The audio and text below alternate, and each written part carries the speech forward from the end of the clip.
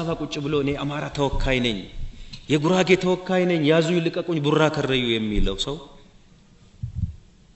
የሁሉ አመት የሁሉ በደል ሲደርስበት የት ነው የከረመው ከኔ በፊት የመናገር ሞራል ብቃት የለው ነቱን ለመናገር እዚህ አዲስ አበባ ቁጭ ብሎ